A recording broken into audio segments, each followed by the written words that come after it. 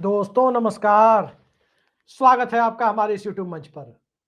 दोस्तों, जब से बिहार में मुख्यमंत्री के ऑफिस से निकलकर गृह मंत्रालय सम्राट चौधरी के पास जाने की खबर आई है, तब से ये चर्चा तेज हो गई है कि क्या बिहार का प्रशासन भी अब अमित शाह चलाएंगे। क्या बिहार भी अब भारतीय जनता पार्टी के हाथ में चला गया।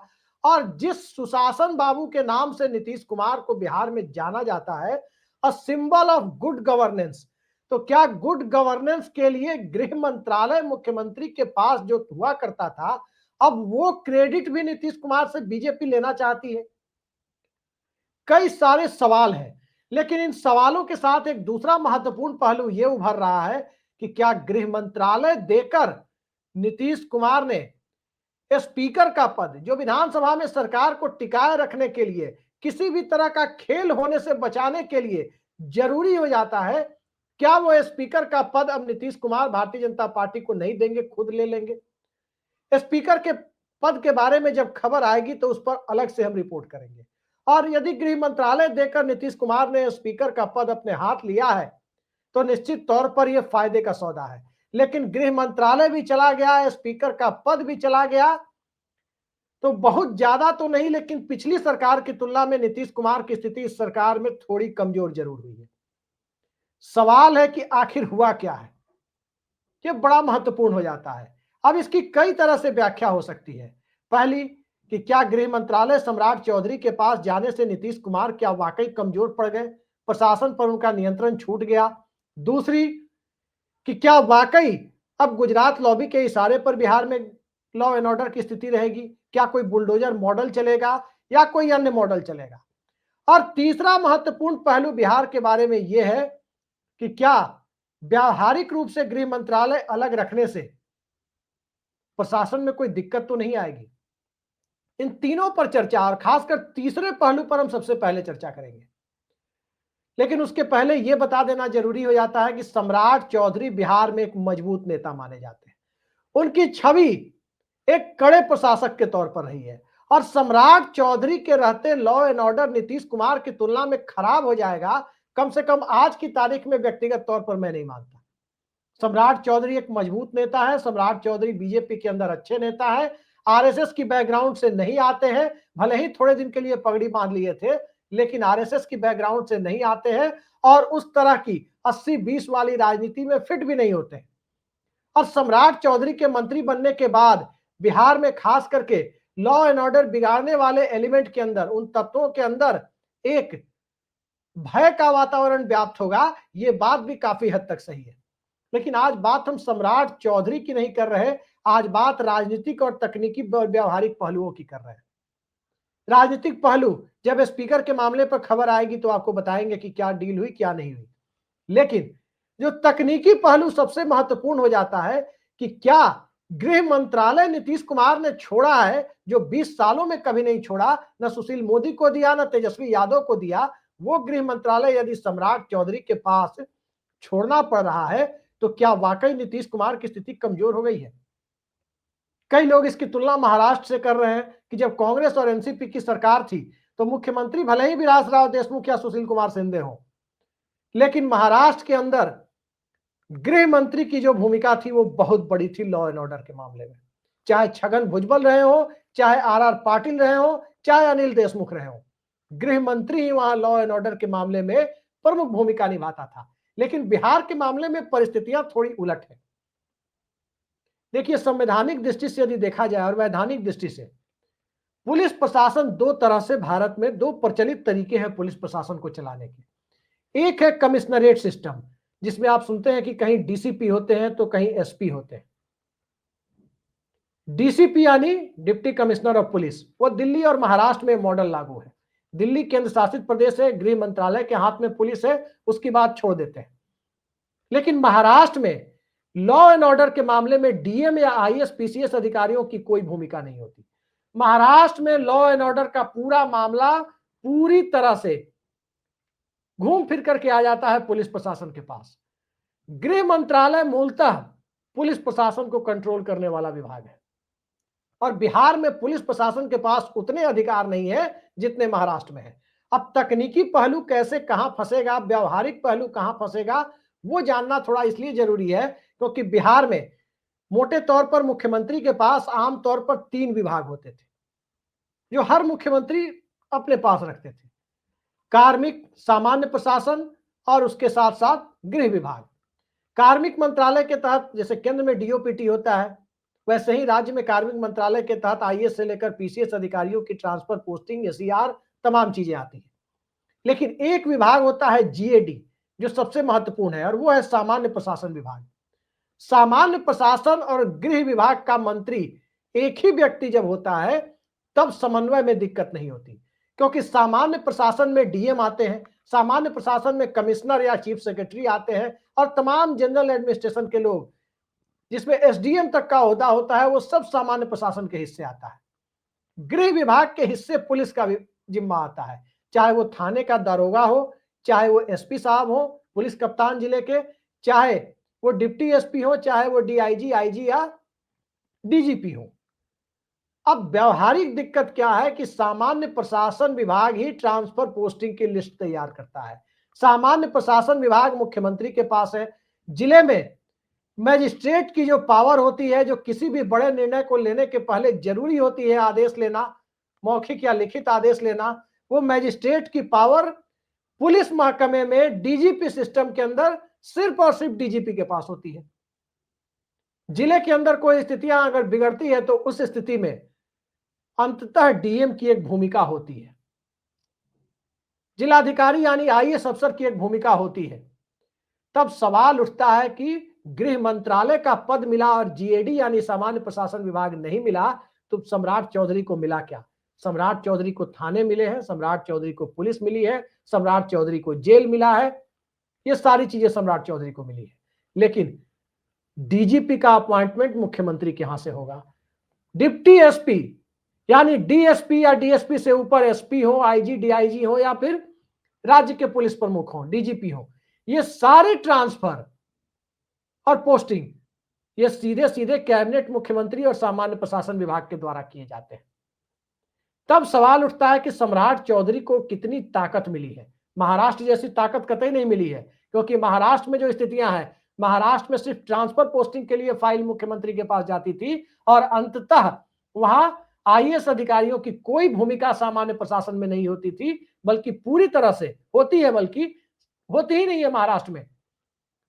तो महाराष्ट्र की तरह से बिहार के गृह मंत्री को महाराष्ट्र के गृह मंत्रियों जितने ताकत मिल जाएंगे, ये बात पक्के तौर पर नहीं मानी जा सकती। व्यवहारिक दिक्कतें हैं। ये जरूर है कि आने वाले वक्त में अगर नीतीश कुमार और सम्राट चौधरी ने बहुत मैच्योरिटी नहीं दिखाई जो अब तक वो दिखाते रहे, तो पावर टसल होना तय है। पावर टसल इसलिए होगा क्योंकि आईएएस लॉबी अपनी तरफ खींचेगी और आईपीएस लॉबी अपनी तरफ खींचेगी और अंततः बात घूम फिर करके आईएएस लॉबी के पाले में जाएगी। फिर वही आईपीएस अधिकारी सम्राट चौधरी के सामने अपना दुखड़ा रोते हुए आएंगे। अब सम्राट चौधरी नीतीश कुमार के सामने परिस्थितियों को किस रूप में रखेंगे या समन्वय कैसे बनेगा, ये अपने आप में बड़ा सवाल है। तो एक व्यवहारिक दिक्कत यह है कि बिहार में पुलिस प्रशासन को महाराष्ट्र की तरह अलग गृह मंत्रालय बनाने के बावजूद नहीं चलाया जा सकता, क्योंकि बिहार में कमिश्नरेट सिस्टम नहीं है, बिहार में डीजीपी सिस्टम है। नंबर एक बात। दूसरी महत्वपूर्ण बात बिहार के अंदर क्या है कि बिहार में गृह मंत्री अलग बना देने के बाद क्या उत्तर प्रदेश की तरह बुलडोजर मॉडल चलेगा? सम्राट चौधरी कड़े रुख के नेता जरूर माने जाते हैं, सक्षम नेता हैं, लेकिन अंततः बिहार में जिस तरह का सिस्टम है उत्तर प्रदेश से बिल्कुल अलग है। अलग इस मामले में है, यहां भी व्यवहारिक दिक्कतें हैं। उत्तर प्रदेश में मुख्यमंत्री योगी आदित्यनाथ गृह मंत्री भी हैं, वो सामान्य प्रशासन के मंत्री भी हैं, लिहाजा उनका एक ऑर्डर चाहे गृह मंत्रालय हो, चाहे आईएएस लॉबी हो या आईपीएस लॉबी हो, सबको मानना पड़ता है। यहां अगर सम्राट चौधरी का आदेश आएगा तो सबसे पहले पुलिस कप्तान के सामने और नीचे एक व्यवहारिक दिक्कत ये खड़ी होगी कि क्या वाकई मुख्यमंत्री इस आदेश से सहमत है, और मुख्यमंत्री सहमत है तो एक बार डीएम साहब से पूछा जाए कि आईएएस लॉबी क्या चाह रही है। तो एक बहुत बड़ी व्यवहारिक दिक्कत बिहार में आने वाली है और इस व्यवहारिक दिक्कत के बीच बिहार में शासन गुजरात लॉबी के द्वारा किया जाएगा। लॉ एंड ऑर्डर का मामला भारतीय जनता पार्टी के आलाकमान के इशारे पर दिल्ली से तय होगा ये संभव नहीं दिखता है। आने वाले समय में सामंजस्य का रास्ता निकल जाए तो ये बेहतर है, लेकिन फिलहाल तो तकरार को बढ़ाने वाली परिस्थितियां ही इसमें उत्पन्न होती हुई दिखाई देती है। वैसे भी नीतीश कुमार का स्वभाव ऐसा नहीं है कि कुछ मामलों में वो कॉम्प्रोमाइज कर सके। दूसरा एक व्यावहारिक पहलू यह है कि नीतीश कुमार के बारे में सभी कहते हैं कि किसी मंत्री को कंट्रोल करना होता था तो अपनी लॉबी का कोई ताकतवर आईएएस अफसर या आईपीएस अफसर उसके साथ लगा देते थे। कल को नीतीश कुमार यदि होम सेक्रेटरी के तौर पर के पाठक या के पाठक जैसे किसी अधिकारी को उन्होंने लगा दिया तो सम्राट चौधरी की जितनी आधे अधूरे मंत्रालय में चलनी थी क्या उतनी चल पाएगी? यह भी एक सवाल है, क्योंकि अंततः राज्य का मुखिया तो मुख्यमंत्री ही है, जनरल एडमिनिस्ट्रेशन उसी के पास है, कैबिनेट की अध्यक्षता उसी के पास है, और सबसे बढ़कर राज्य की जनता का जनादेश और विधानसभा के अंदर फ्लोर लीडर भी विधानमंडल के अंदर मुख्यमंत्री ही होता है। तो मुख्यमंत्री को बाईपास करके गृह मंत्री कोई फैसला ले ले, आमतौर पर यह संभव नहीं होता। एक घटना याद दिलाना चाहता हूं, यह 2022 की ही घटना है या 2021 की। एक फिल्म आई थी कश्मीर फाइल्स। कई भाजपा शासित राज्य उसे टैक्स फ्री कर रहे थे। बिहार के उस वक्त के डिप्टी सीएम जो वित्त मंत्री भी थे, तारकिशोर प्रसाद, उन्होंने बिहार में इस फिल्म को बिना मुख्यमंत्री से पूछे टैक्स फ्री कर दिया। और उसके बाद स्थितियां भाजपा और जदयू के बीच धीरे धीरे बिगड़ने लगी। पहले से भी असंतोष का माहौल बढ़ता जा रहा था और ज्यादा बढ़ा। अब मुख्यमंत्री ने टैक्स फ्री कर दी, भाजपा की मंशा थी, भाजपा केंद्र में अपने बूते सरकार चला रही थी, नीतीश कुमार की सरकार भाजपा के समर्थन से थी, तो नीतीश कुमार सार्वजनिक तौर पर उस फैसले को पलट तो नहीं सकते थे, क्योंकि खुद वो तीसरे नंबर की पार्टी थे विधानसभा में। लेकिन कहीं ना कहीं तकरार बढ़ती चली गई। अब स्थिति अलग है। अब नीतीश कुमार 85 विधायकों के नेता हैं। इंडिया गठबंधन और एमआईएम के विधायकों की संख्या भी कुल मिलाकर 40 से 42 के बीच बनती है।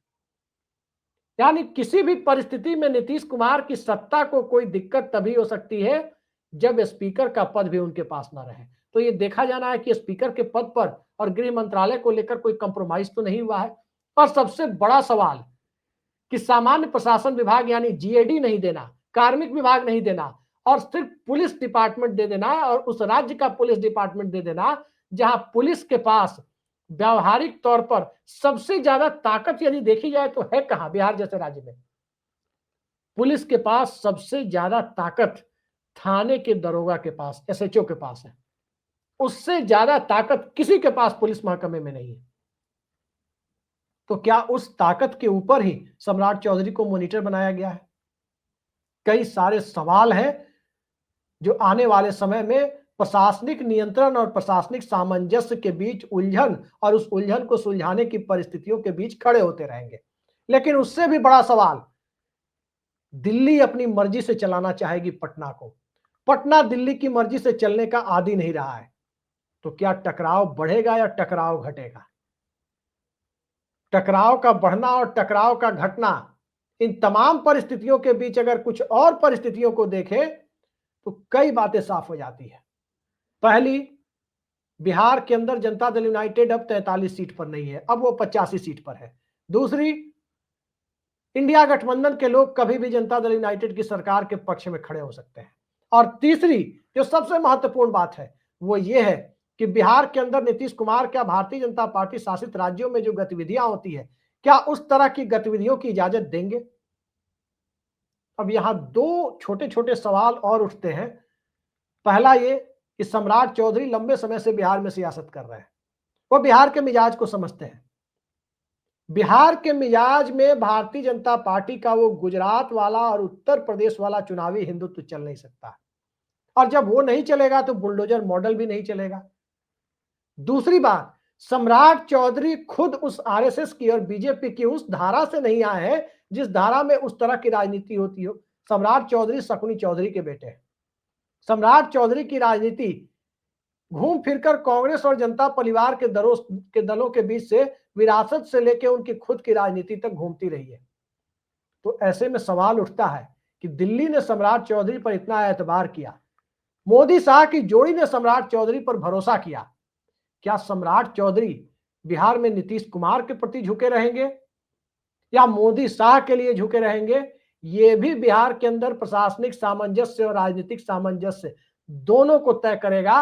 और जब दोनों एक दूसरे के साथ क्लब होते हुए नजर आ रहे हैं तो कोई भी खेल कभी भी हो सकता है। फिलहाल तो ये माना जाना चाहिए कि दिल्ली बिहार को कंट्रोल करने की कोशिश करेगी, दिल्ली बिहार के पुलिस महकमे को कंट्रोल करने की कोशिश करेगी और नीतीश कुमार उस कंट्रोल को हाथ से छूटने नहीं देंगे और इसके लिए सामान्य प्रशासन विभाग और मुख्यमंत्री के अधिकारों का पूरी ताकत से उपयोग करेंगे।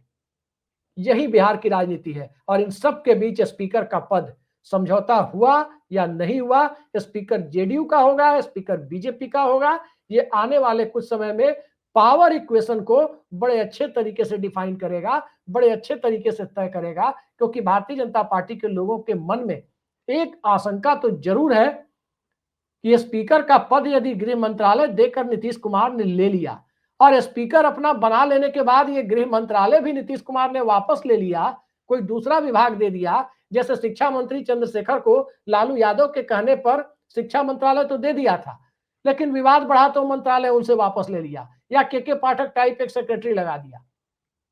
तो पहले स्पीकर के पद पर समझौता कर लेने के बाद, स्पीकर के चुने जाने के बाद नीतीश कुमार कोई खेल तो नहीं करेंगे। याद रखिए, मंत्री का विभाग बदलना, मंत्री को पद पर बनाना, मंत्री से हटाना, ये किसी मुख्यमंत्री के लिए उसकी एक सिफारिश का काम होता है, 1 मिनट से ज्यादा का काम नहीं होता। लेकिन स्पीकर को पद पर आ जाने के बाद, चार्ज ले लेने के बाद, कोई मुख्यमंत्री या प्रधानमंत्री लोकसभा या विधानसभा के स्पीकर को नहीं हटा सकते। स्पीकर को हटाने की प्रक्रिया होती है, या तो वो स्वेच्छा से इस्तीफा दे दे या उसके खिलाफ कोई अविश्वास प्रस्ताव पारित हो जाए, उसे बर्खास्त नहीं किया जा सकता। ये सच्चाई है और इस सच को कितना बीजेपी समझ रही है, कितना जेडीयू समझ रही है, अगले कुछ दिनों में इसका पटाक्षेप हो जाएगा। लेकिन बिहार की राजनीति में चुनाव के साथ जो उम्मीद थी कि खेला होने वाली परिस्थितियां खत्म हो जाएगी, दरअसल उन परिस्थितियों को अब और ज्यादा लंबी उम्र मिल गई है। अब बिहार की राजनीति पल में तोला पल में मासा की तरह इधर उधर कभी भी किधर भी घूमती हुई दिखाई दे सकती है। पावर शेयरिंग और पावर इक्वेशन और इन सब के बीच सत्ता के समीकरणों को तय करने वाले हालात, नीतीश कुमार का मिजाज और इन सब से इतर भारतीय जनता पार्टी का राजनीतिक रवैया, ये सब कुछ बिहार के शासन को, सत्ता को और बिहार की राजनीति और विधानसभा के अंकगणित को आने वाले वक्त में तय करते हुए दिखाई दे। किसी को आश्चर्य नहीं होना चाहिए। आज के लिए इतना ही। नमस्कार।